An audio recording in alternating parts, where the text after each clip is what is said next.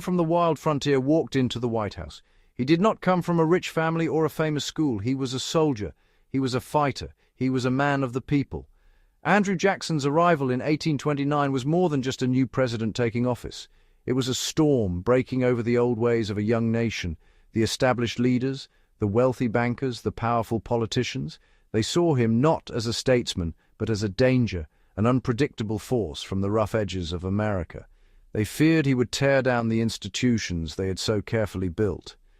This man, Andrew Jackson, became president by challenging America's elites. Andrew Jackson was not born into power or privilege. He grew up in the rugged Waxhaws region on the border of North Carolina and South Carolina. His family was poor. He lost his parents and brothers at a young age, with some of his family's losses coming during the Revolutionary War. This difficult childhood made him tough and self-reliant. He had very little formal education. Instead, he learned from experience on the frontier. He studied law on his own and moved to Tennessee, a new and wild territory. There, he made a name for himself as a determined lawyer and a fearless man, quick to defend his honor in duels. His early life was a constant struggle. His path to national fame began not in politics, but in the military. He became a celebrated general known for his iron will. As president, Andrew Jackson quickly showed he was not afraid to challenge the established order. He believed that government jobs had become rewards for the wealthy and connected. These officials stayed in their positions for too long, becoming lazy, becoming corrupt. To fix this, he introduced a system of rotation. In-office critics called it the spoils system. He removed many long-serving government employees and replaced them with his own loyal supporters. He defended his actions by saying that government work should be simple enough for any intelligent person to do. He believed that more people should have a chance to serve in government. This practice of patronage created a storm of controversy. His opponents, like Senator Henry Clay, accused him of rewarding his political friends and creating a new class of loyalists who depended on him for their jobs. They argued he was replacing experienced officials with unqualified people, weakening the government. Jackson, however, saw it differently. He believed he was making the government more democratic and more responsive to the will of the people who had elected him. To him, this was not corruption, it was reform. Andrew Jackson's biggest and most famous battle was against the Second Bank of the United States. He saw the bank as a dangerous and powerful institution, a monster that benefited the rich at the expense of ordinary people. The bank was a private corporation, but the federal government was its largest stockholder and deposited all its money there. It had the power to control the nation's money supply, making it incredibly influential. Its president, Nicholas Biddle, a wealthy and well-connected man from Philadelphia, held immense power over the country's economy. Jackson believed this was wrong. He felt such power should not be in private hands. Jackson distrusted banks in general, and the National Bank in particular. He was a believer in hard money, gold, silver, and was suspicious of paper money printed by banks.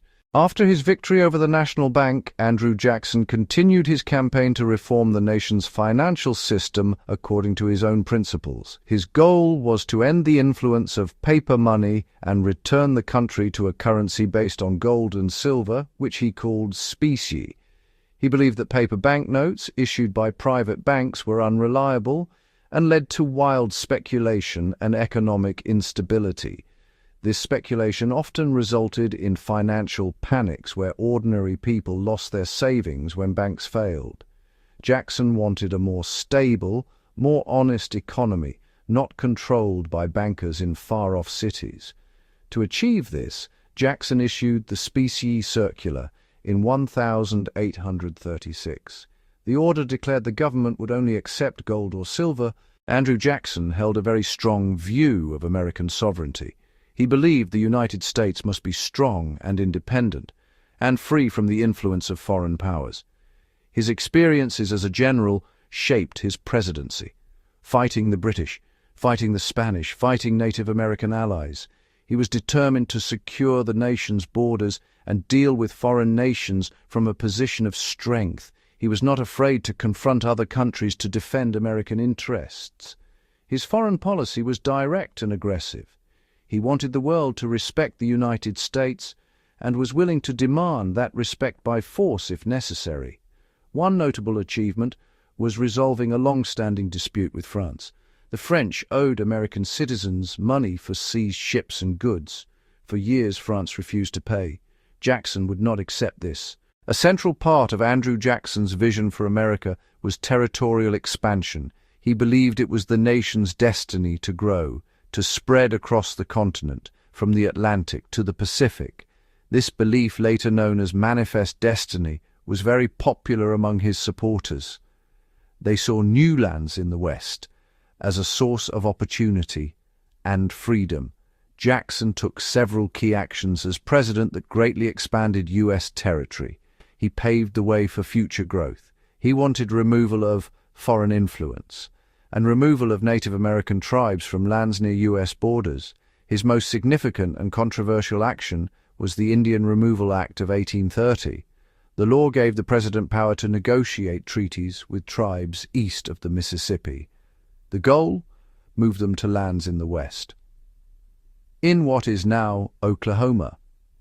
Jackson claimed the policy was for the tribe's own good, saying they could not survive in close contact with white society. While many Americans celebrated Andrew Jackson as a hero of the common man, his actions came at a great cost to others. It is impossible to understand his presidency without acknowledging the controversies and the suffering that his policies caused. His vision of a powerful, expanding democracy was a vision primarily for white men. His policies had devastating consequences for Native Americans, and his strong support for states' rights on some issues helped to protect the institution of slavery. A balanced view of Jackson requires looking at both the popular changes he made and the deep harms he inflicted. The Indian Removal Act of 1830 stands as the most prominent stain on his legacy. While he and his supporters framed the policy as a benevolent act to save Native Americans from extinction, Andrew Jackson left the presidency in 1837, but his shadow still stretches across the American political landscape. He is remembered today for the very reasons he was so loved and hated in his own time. Jackson was a populist outsider who fundamentally changed American politics. He proved that a man without elite credentials could rise to the nation's highest office by appealing directly to the will of the common people. He built a powerful political movement that gave a voice to farmers, laborers, frontiersmen who felt ignored by the established powers in Washington.